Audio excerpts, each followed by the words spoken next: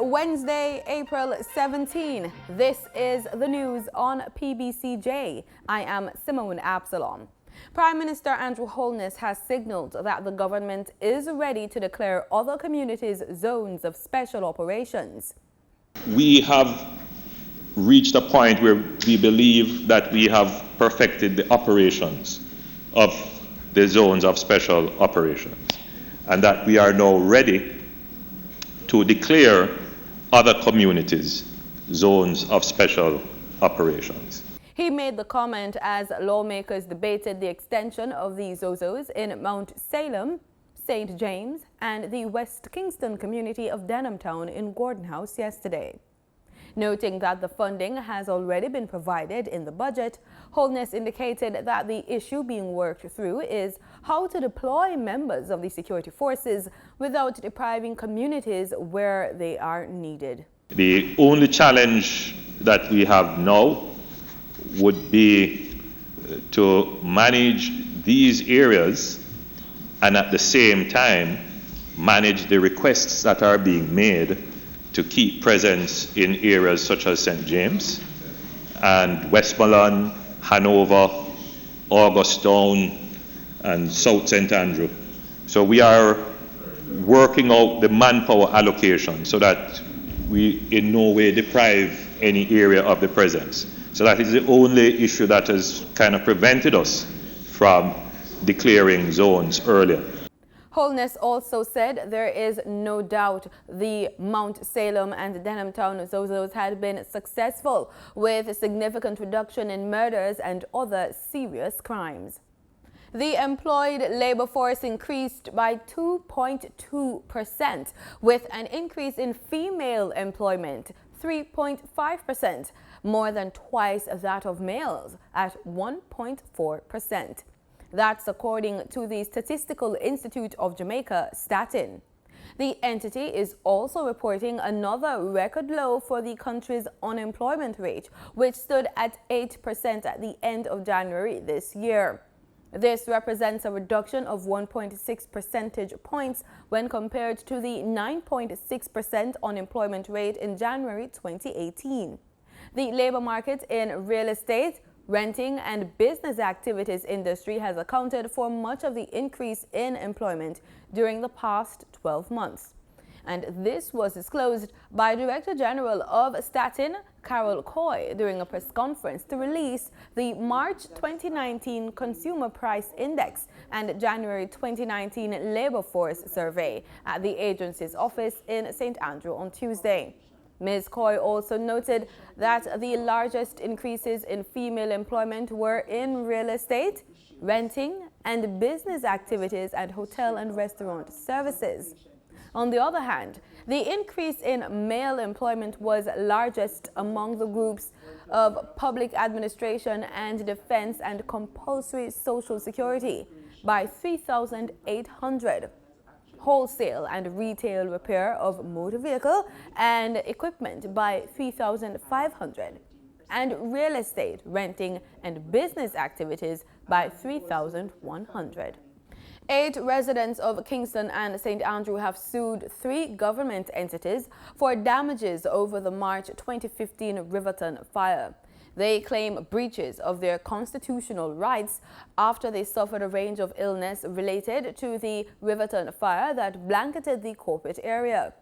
Further, the residents are seeking to recover damages from the government entities for negligence, misfeasance in the public office, and nuisance. According to the Gleaner, court documents show that the National Solid Waste Management Authority and MPM Waste Management Limited and the Natural Resource Conservation Authority are said to have breached the residents' quote, constitutional right to enjoy a healthy and productive environment, free from the threat of injury or damage from environmental abuse and degradation of the ecological heritage, and the right to humane treatment, end quote. The residents claim that smoke and fumes inhaled during the 3-week fire lasting from March 7 to March 29, 2015, caused them to suffer personal injury, loss, and damage, with some developing pharyngitis, sinusitis, pneumonia, bronchitis, among other respiratory ailments, and nausea. The government is to create a built-for-purpose police headquarters accommodating over 2,500 cops on lands in downtown Kingston. The National Security Minister, Dr. Horace Chang, made the announcement during his sectoral debate presentation in the House of Representatives yesterday. Mr. Speaker, we'll be creating in the heart of downtown Kingston, in the 40 acres of land known as No Man's Land, the first purpose-built police headquarters in Jamaica.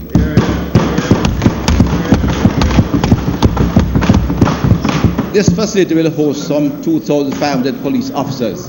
It will be home to all the non-geographic formation of the specialized units, such as narcotics, NIB, CTOC, among others, cybersecurity as well. This multifaceted headquarters will have customer-friendly reception areas as well. Green space around is a big area to ensure strong, acceptable community interface. He assured the public that government does not intend to dislocate residents, as through the National Housing Trust, provisions will be made for all socio-economic groups to be adequately accommodated. Because I want to reassure the public and all the residents in this area, we do not intend to dislocate the people and throw them out of Western Kingston or Southern St. Andrew. The National Housing Trust will undertake to ensure provision be made for all socio-economic groupings in the region, adequately accommodated. There will be new jobs in the area, and we expect that there will be, as downtown Kingston returns to its primacy, we will see various segments of the population working there. And we expect homes, family homes, for attendants, cleaners, lawyers, doctors, and business leaders, all being able to live together around a shared, peaceful urban space.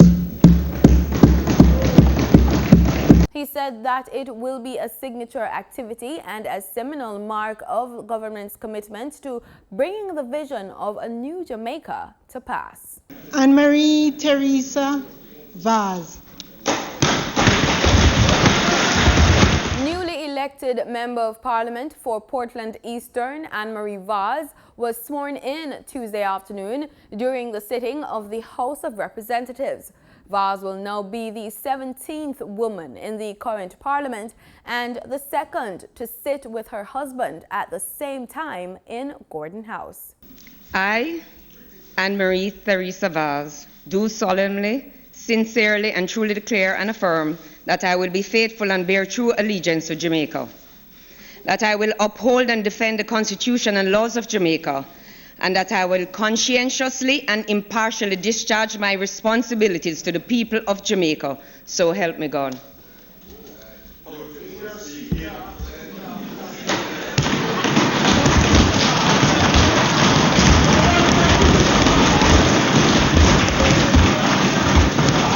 $70 million. That's how much revenue the St. James Municipal Corporation is pushing to collect. The funds are needed for infrastructure development and maintaining public facilities. Mayor of Montego Bay and Chairman of the corporation, Councillor Homer Davis, said the money is to be secured from the business operators who now occupy lots on the 5-hectare Bogue industrial estate property. Speaking at a monthly meeting of the corporation on April 11, he pointed out that the sum is equivalent to 6 years of overdue rent. Davis said, quote, persons occupying Bogue lands in St. James are being asked to get in touch with the accounts department at the corporation immediately. We have some 26 such persons owing a total close to $70 million, end quote. He said he is anxious to have the lots sold. The Bank of Jamaica's daily foreign exchange trading summary says US dollar on Tuesday, April 16, ended trading at Jamaican $133.79, up by $1.44. Meanwhile, the Canadian dollar ended trading at Jamaican $101.15, up by $100.33, while the British pound sterling ended trading at Jamaican $173.50, up from $170.13. In regional news, we look to Belize, where the territorial dispute referendum bill 2019 went through all 3 stages in the House of Parliament. There were firestorms of retorts slung back and forth between the United Democratic Party government and the opposition People's United Party. We have more in this report. Brought before Upper Parliament is a second step in government's passage of a new legislation that will allow for an ICJ referendum to be held in the weeks ahead, sidestepping the legal process that frustrated the scheduled holding of the national vote on April 10th. Mr. President, I rise to take charge of the Belize Territorial Dispute Referendum Bill of 2019. And Mr. President, in accordance with Standing Order number 49-1, I move that the bill be taken through all its stages forthwith. And with that, the debate was open to input from parliamentarians on both sides of the floor, including the NGO, trade unions, and business community. Senator Mark Lizarraga was first in making his contribution. Among Lizarraga's concerns is the politicization of the referendum campaign. He also raises the question of litigation risks, a point which he says continues to go unanswered. This is a national issue. We need to have meaningful buy-in by the citizens of this country.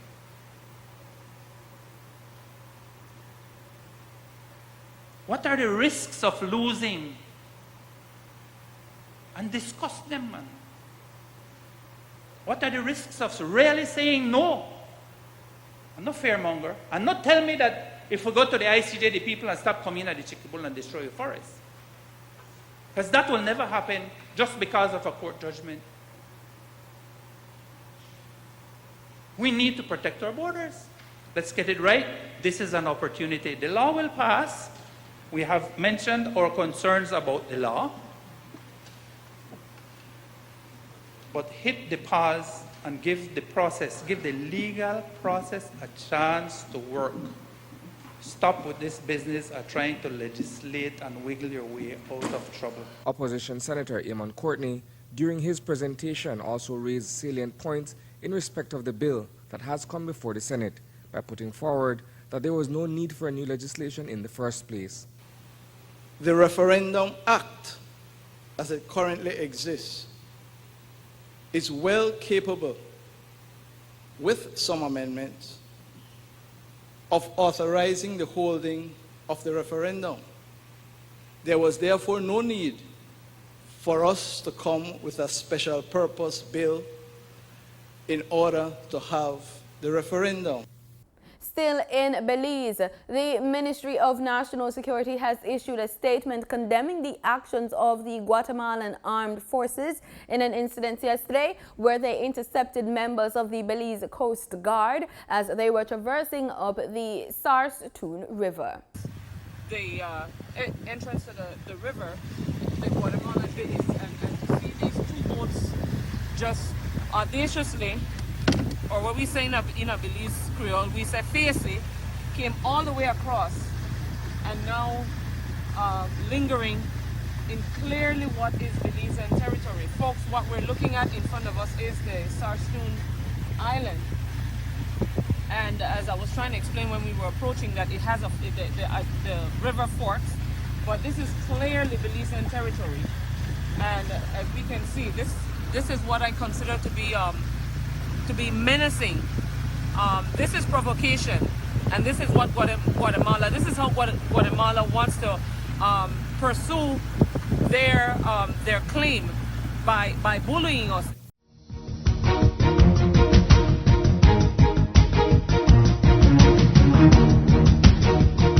In sports, President of the Jamaica Football Referees Association, Malachi Reed, is calling for more to be done regarding the safety of referees across the island and is calling on the Jamaica Football Federation and parish authorities to enforce security rules at each game after recent attacks against match officials.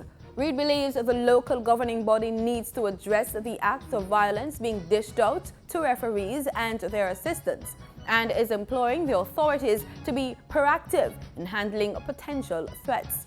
He noted that at least 2 police personnel are required to be at each game, but that this is not always the case, leading to security concerns for match officials. And that's the news on PBCJ. I'm Simone Absalom. Pleasant viewing.